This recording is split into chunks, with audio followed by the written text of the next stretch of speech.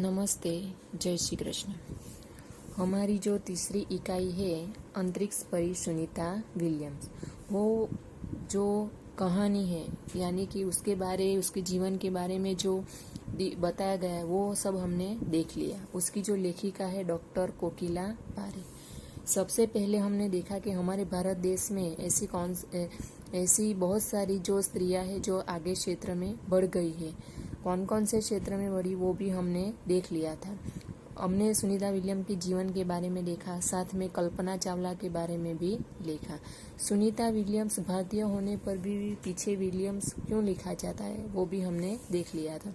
अंतरिक्ष में जाने के लिए उन्होंने कौन सा प्रशिक्षण लिया और कैसे प्रशिक्षण लिया, कैसे तालीमें ली और कहाँ कहाँ अभ्यास करने के लिए गई, स्नातक की पदवी कहाँ से ली, अनुस्नातक की पदवी कहाँ से, वो सब हमने देखा। और कैसे वो अंतरिक्ष में कितने घंटों तक रही, कैसी कैसी मुश्किलें आती है उसके बारे में हमने अभ्यास किया। तो आज हम हमारा जो 2 प्रश्न बाकी है वो और व्याकरण का एक टॉपिक देखने वाले हैं।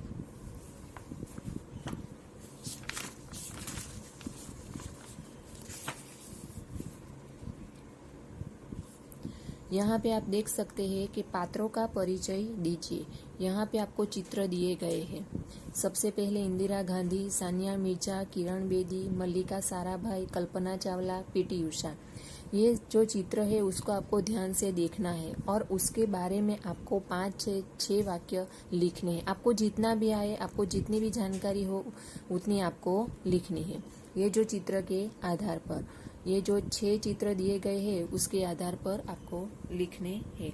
जो हमारे भारत देश की जो स्त्रियां हैं वो कई क्षेत्रों में आगे बढ़ गई है, तो इसके बारे में आपको अपनी नोटबुक में लिखना है।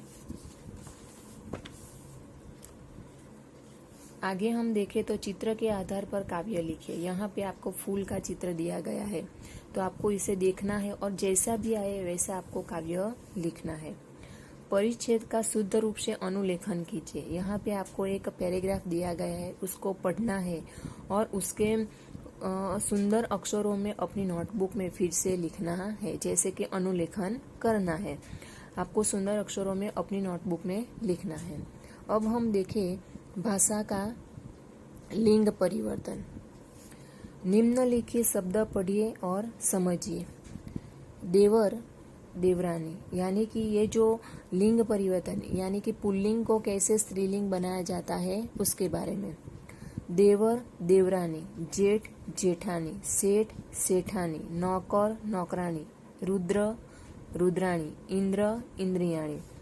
इस प्रकार अकारांत पुल्लिंग शब्द के अंत में आनी, आणी लगाने से स्त्रीलिंग बनता है।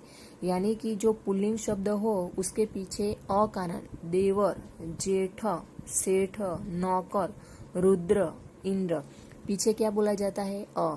तो जब हम स्त्रीलिंग में बदलते हैं तो उसके पीछे क्या आएगा? आणी, आनी, आणी। आप देख सकते हैं देवर का क्या हुआ? देवरानी, जेठ का जेठानी, सेठ का सेठानी, नौकर का नौकरानी, रुद्र का रुद्राणी और इंद्र का इंद्राणी। आगे देखें तो भाग्यवान, भाग्यवती, बलवान, बलवती, रूपवान, रूपवती, पुत्रवान, पुत्रवती। इस प्रकार पुल्लिंग शब्द के अंत में वान का वती करने से स्त्रीलिंग रूप बनता है। यानी कि पुल्लिंग शब्द हो और उसके पीछे क्या हो? वान हो, तो उसका स्त्रीलिंग क्या होगा? वती। भाग्यवान तो क्या हुआ? भाग्यवती। बलवान तो उसका क्या होगा? बलवती। रूपवान तो उसका क्या होता? रूपवती। पुत्रवान तो पुत्र। यानी कि पुल्लिंग शब्द के पीछे वान हो तो स्त्रीलिंग शब्द बने तब क्या लगाया जाता है? वती लगाया जाता है। आगे देखें तो बुद्धिमान, बुद्धिमती, श्रीमान, श्रीमती। इस प्रकार शब्द के अंत में मान का मति, वान का क्या होगा? वती और मान का मति। जैसे कि बुद्धिमान तो बुद्धिमती, श्रीमान श्रीमती।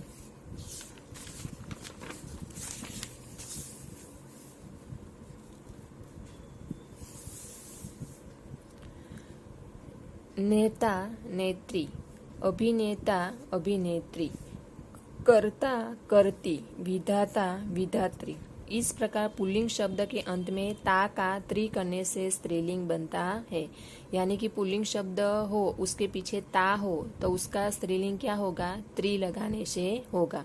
नेता का नेत्री, कर्ता का कर्त्री, अभिनेता का अभिनेत्री, विधाता का विधात्री। आगे देखें तो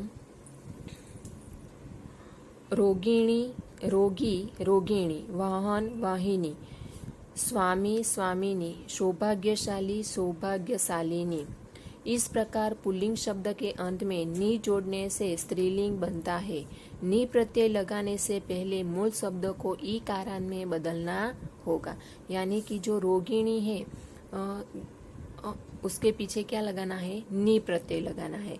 और उसका आगे का जो अक्षर है यानी कि जो पीछे रोगिणी, तो ये जो रस तो उसे क्या करना है, दीर्घ ई कारण करना है। देख सकते रोगी तो रोगिणी यहाँ पे आगे किया है, वाहन वाहिनी तो आगे, स्वामी स्वामिनी इससे भी आगे, सौभाग्यशाली सौभाग्यशालिनी, फूलदान फूलदानी, चायदान चायदानी। इस प्रकार पुल्लिंग शब्द के अंत में ई जोड़ने से स्त्रीलिंग शब्द बनते हैं। यानी कि ऐसे शब्द हो तो उससे पीछे क्या ई प्रत्यय लगाना है। फूलदान तो फूलदानी, चायदान तो चायदान। ऐसे कई शब्द है जो शब्द के विरुद्ध हमें लिखना पड़ेगा। तो ऐसे कई शब्द है तो वर तो वधु, पति पत्नी, विदुर विधवा, विद्वान विदुषी, सास ससुर, ननन नंदोई, सम्राट सम्राज्ञी, साधु साध्वी, नर नारी। ऊपर जैसे कई शब्द ऐसे भी होते हैं जिनका लिंग परिवर्तन करने के लिए शब्द का पूर्ण परिवर्तन करना पड़ता है।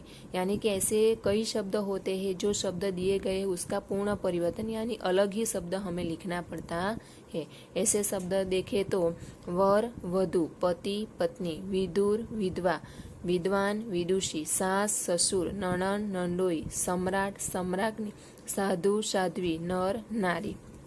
उपयुक्त उदाहरणों के आधार पर निम्नलिखित शब्दों का लिंग परिवर्तन कीजिए। यानी कि हम देखते साधु का क्या होगा, साध्वी, कुतिया का कुत्ता, युवक का युवती, पुत्र पुत्री, पड़ोसीन पड़ोसी, बाध बाधिन, ठाकुर ठाकुराइन, सन्यासी सन्यासिनी, सम्राट सम्राज्ञी, वर वधु।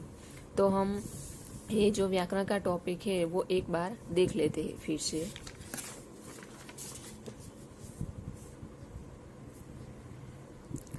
पुल्लिंग शब्द अकारांत हो तो स्त्रीलिंग बनावे पीछे क्या लगाएंगे, आनी आणी। यानी देवर हो तो देवरानी, जेठ हो तो जेठानी। इस पुल्लिंग शब्द के अंत में वान हो तो उसका क्या होगा, वती, भाग्यवान तो भाग्यवती, बलवान तो बलवती, रूपवान का रूपवती, पुत्रवान का पुत्रवती। मान हो तो मती, बुद्धिमान बुद्धिमती, श्रीमान श्रीमती।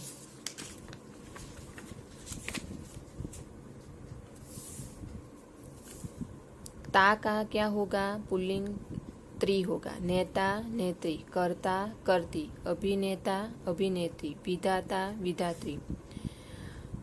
जैसे कि इस प्रकार पुल्लिंग शब्द के अंत में नी जोड़ने से स्त्रीलिंग बनता है। नी प्रत्यय लगाने से पहले मूल शब्द को ई कारण में बदलना होगा। रोगी तो रोगिणी, वाहन वाहिनी। इसमें हम देख सकते हैं कि जो गणपति का गौ है उसके आगे रस्वई हो गई है। यहाँ भी देख सकते हैं, यहाँ भी यहाँ भी। फूलदान फूलदानी, चायदान चायदान। ये जो दान होता हो तो उसके पीछे क्या लगाएंगे, ई। और ऐसे कई शब्द है जो ऊपर जैसे कई शब्द ऐसे भी होते हैं जिनका लिंग परिवर्तन करने के लिए शब्द का पूर्ण परिवर्तन यानी शब्द को ही बदल देना पड़ता है। जैसे कि वर वधु, पति पत्नी, विदुर विधवा, विद्वान विदुषी, सास ससुर, ननन नंदोई, सम्राट सम्राज्ञी, साधु साध्वी, नर नारी।